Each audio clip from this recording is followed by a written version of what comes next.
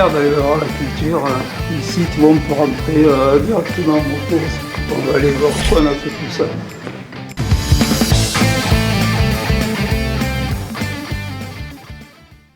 Quand j'étais gamin, je pensais déjà que tout ça, quelque part, sans le savoir, arriverait.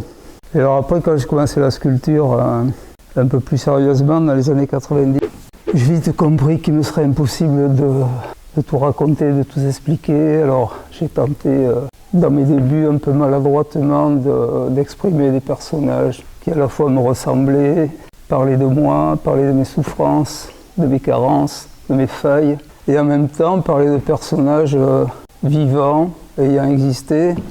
Et je me tapais la tête contre les murs de ne pas pouvoir expliquer plus clairement tout ça, que les mots étaient parfaitement inutiles à exprimer. Alors je travaillais de la sculpture, je travaillais de la peinture, beaucoup de mal, beaucoup d'efforts, très peu de récompenses, personnelles du moins. Mais malgré tout, je savais que tous ces petits personnages mis bout à bout constituaient un vrai récit à la fois personnel et général, archaïque et aussi fantasmagorique, qui nous rattache à notre vanité d'exister. Puis après, je me suis heurté encore à moi-même, aux limites de mon espace psychique, à mon inaptitude à pouvoir réaliser concrètement des choses qui s'envolent, à lutter contre la pesanteur, à accepter le poids de la vie, le poids de nos histoires, le poids de la sculpture, la masse déformable qui nous empêche de s'élever, qui nous rattache sur terre, qui nous colle au sol dans notre humanité de chair, qui nous envoie dans des charniers. Tout ça a été assez tragique. Alors comment sortir un petit peu de vivance de tout ça? Donc c'était faire des personnages qui racontaient tout ça et les assembler. Faire une petite farandole de ces personnages qui nous racontent une parcelle de ce que peut être l'homme depuis la nuit des temps. Depuis moins 80 000 ans, moins 35 000 ans à peu près, qu'on peint, qu'on travaille à la main, qu'on exprime des êtres humains. Tout ça a du sens, tout ça a un sens historique, archaïque, tout ça nous constitue. Et on voudrait aujourd'hui que les beaux-arts d'autrefois soient devenus les arts plastiques d'aujourd'hui. Et là-dedans, entre les arts plastiques et les beaux-arts, nous avons perdu le beau. Le beau, c'est important, le beau, c'est aussi le sacré, c'est une espèce de vérité immanente que personne ne connaît, qui est constituée de choses indicibles. Et aujourd'hui, au XXe siècle, on voudrait s'échapper de tout ça, chercher quasiment à faire des choses laides, qui est parfaitement impossible. Et la fin du XXe siècle a inventé le concept d'asymanticité des langages, et ce que nous nommons art n'étant fait que le comblement de nos vides et de notre obésité, et des creux que l'on cherche à combler dans l'inexpérience de nos vies et l'extrême vide de celle-ci. Donc, au lieu de rien faire, on remplit des pages blanches, on sculpte des petites choses, on s'occupe. Mais où est la crucialité de l'art là-dedans? Ça pose question. La réponse me paraît claire, c'est la perte du merveilleux, la perte du sacré, la perte de l'énergie, la perte de la chair, la perte du sang, du sexe.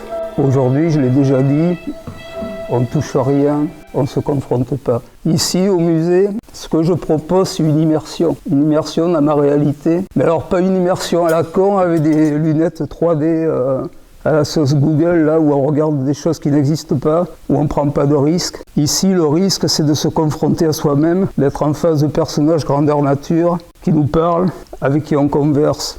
C'est beaucoup plus difficile.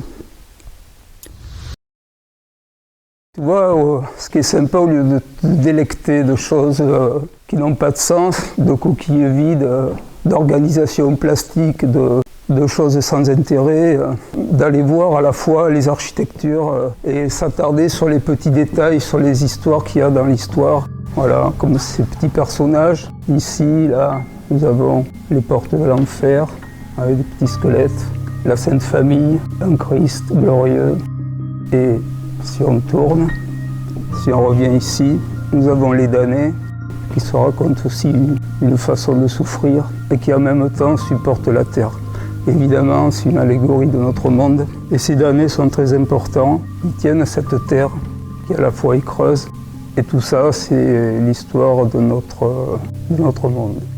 C'est l'histoire de l'humanité. On vit, on meurt, on se reproduit, les œufs arrivent, les œufs sont fécondés, avec une espèce de bénédiction divine, et la vie continue. Alors la société politico-culturelle qui ne veut pas avoir d'emmerde a inventé l'art lignifiant, l'art qui parle de rien, et selon une règle que j'appelle la règle des 3 A, agnostique, apolitique, asexué, c'est-à-dire l'antithèse même de l'art. Au moins, avec cette règle, pas de danger pour la population, pas de danger de rébellion. Et toi, plasticien, qu'est-ce que tu fais? Tu es complice de tout ça. Tu édulcores ton art, tu le censures, tu le rends lisse, tu le rends sans danger, tu prends aucun risque. Tout le monde est content, le politique est content, le peuple est content, Facebook est content, tout le monde est content. Où il est le risque, où il est le danger? Où est la transgression là-dedans? Tu as pensé à la transgression? Tu appliques toutes les règles qu'on t'a inculquées, qu'on t'a apprises, qu'on t'a obligé à suivre. À aucun moment tu te mets en danger. Tu es un fidèle collaborateur de la société bien pensante. Et je t'en veux un peu pour tout ça. Bon, maintenant, on va changer de registre, on va aller voir l'usine parce qu'il faut bien fabriquer quand même. Hein. Allez, viens, suis-moi.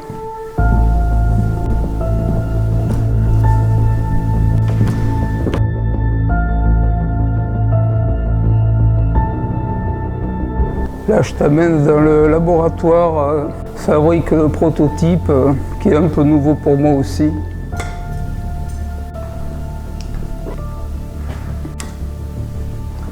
Là, il y a une petite terre là, que j'ai travaillée récemment. Et cette terre, elle a le bonheur d'être aussi tendre que la chair humaine, de se référer à la Genèse. Tu sais l'histoire où Dieu il pétrit la terre pour faire de l'humain. Ben voilà, on en est encore là. On modèle tout ça avec ses petites mains, avec son esprit, avec ses passions. On lui donne des seins érotiques, on lui donne des longueurs de jambes. On la fait exister, on la fait vivre. Et puis après, on va la mettre dans une situation. On va lui créer un biotope. Tout ça fonctionne aussi avec l'impulsion des mains, avec la parole des mains. Mon esprit délègue au corps le pouvoir de faire. C'est un grand mystère. C'est un grand mystère que de donner vie à des matières soi-disant inanimées, mais qui malgré tout portent leur propre histoire. Je pense que ça reste un message de vie. La perte du sacré, c'est une catastrophe en art. L'art doit nous élever, doit nous amener à des réflexions, à un état d'être un peu supérieur, à nous éclairer, pas à nous éblouir, juste à nous éclairer. Nous, artistes, nous sommes les passeurs de tout ça, pas plus, pas moins. Alors je sais qu'il y a des gens qui pensent créer, mais quelle création? T'as créé, toi? Qu'est-ce que tu crées? Tu crées rien du tout. Qu'est-ce que je crée, moi? Je crée rien du tout. La création, la création. Qu'est-ce que tu fais dans la vie? Ah ben je crée. Ah oui, même mieux, je crée des contenus, c'est encore plus fort. Je crée des contenus. Aucun artiste crée. Les choses sont évidentes pour lui. Il ne se pose même pas la question de créer. L'homme procrée, l'artiste transcrit. À quel moment tu crées? Ici, il n'y a pas de création. Il n'y a que des transmissions de choses que je vis. Il n'y a pas de... J'ai rien créé du tout. C'est un mensonge d'État, la création en art. Aussi bien que l'imagination. Quelle imagination? La limite de notre imagination, c'est notre espace psychique. Au-delà, c'est pas possible d'y aller. Donc au final, les fameuses créations, elles sont extrêmement limitées. L'art, lui, par contre, je pense qu'il se développe et qu'il va loin, qu'il va très loin, qu'on cherche à le repousser, qu'on cherche à le rendre beau, qu'on cherche à le rendre lisible, qu'on identifie des narrations, tout d'abord, des sens allégoriques, des sens moraux, des sens analogiques qui nous amènent au sacré. N'oublions pas jamais cette idée du sacré et du beau, qui sont deux concepts inséparables. Quand je fais une sculpture, je deviens la sculpture. Je suis la sculpture avec sa chair, avec ses sexes, avec ses souffrances, avec ses tortures, ses torsions. Évidemment que c'est ma propre souffrance, mais c'est une souffrance humaine, c'est une souffrance de l'humanité tout entière. Déjà, nous sommes nés dans la souffrance. Le simple fait d'exister vient de la souffrance. De sortir d'un sexe écarté, et tout le monde a mal. Et on voudrait nous faire croire au bonheur après? C'est la dépression. Bon, peut-être. En tout cas, c'est la dépression active. Je passe pas mon temps à rien faire. C'est la dépression constructive. Il ne s'agit pas d'attendre que les choses se passent, d'avoir été à l'école, d'avoir appris des notions d'art, d'histoire de l'art, et encore pas trop, des notions tartiflettes d'organisation de lignes, gna gna gna gna gna. Non, c'est pas ça, quoi. C'est pas du tout ça, c'est vivre les choses. Comme un acteur vit son rôle au cinéma. C'est devenir l'œuvre, être l'œuvre, souffrir l'œuvre, incarner l'œuvre. Si t'as pas d'existence, t'as pas d'œuvre. Qu'est-ce que tu vas te faire chier là-dedans? Vous avez une amende d'un crédit pour infraction au code de moralité du langage. Dans ton petit atelier, là, à faire des ronds bleus sur fond rouge, en t'expliquant que c'est la Terre, comme le disait Éluard, la Terre est ronde, la Terre est bleue comme une orange. Non mais attends, il faut arrêter avec tout ça. Est-ce qu'ils sont gays, les chefs-d'œuvre de l'humanité?